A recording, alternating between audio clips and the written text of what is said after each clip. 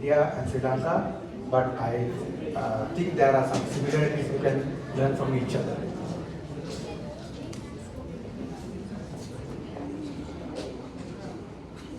How to move this? Industry 4.0 rule. So, but it's kind of equal to digital transformation in a different context. My organization is FabLanka Foundation. I talk about what we do, what we have been doing for last 10 years, and of course what we have learned.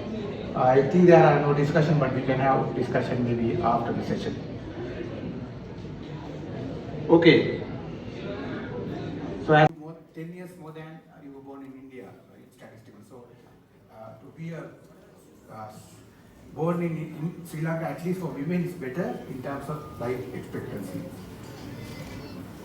So if you look at these development indexes, as I mentioned to you, if you consider human development index, Sri Lanka is doing well compared to India. Still, due to these differences, regional differences in India, there are least developed places, unlike Karnataka or other places. But in all other indexes, India is now doing much better.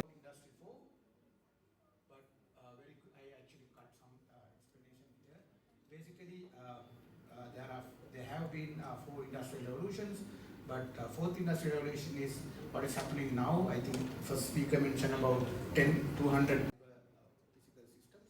The idea is not information, but physical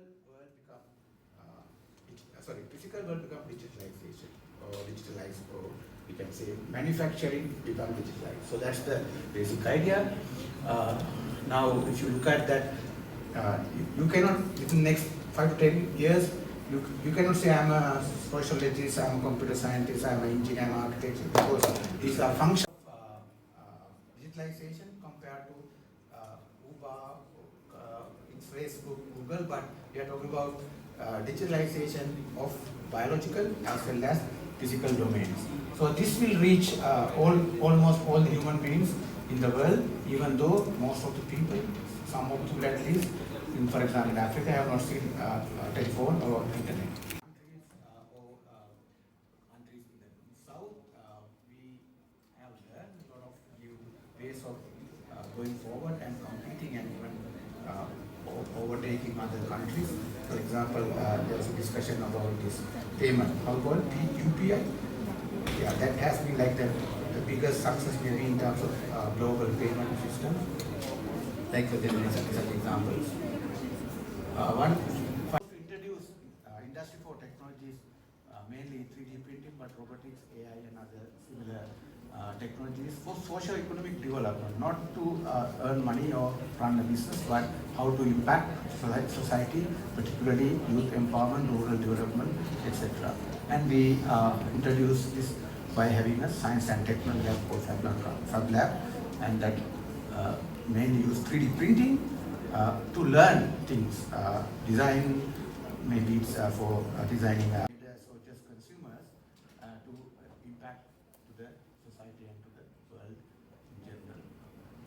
So this is a small snapshot of our lab. You can play just to get idea how it looks.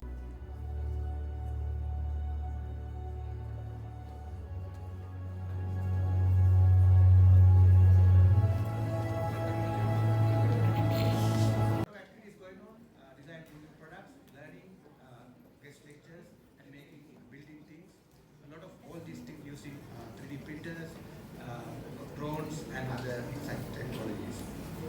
But some of them actually school leavers and dropouts after 10th grade, for example. So we also conduct an annual course on design, 3D designing and manufacturing. And this is also based in HP. This is from 2015. Sri Lanka got the exposure to 3D printing.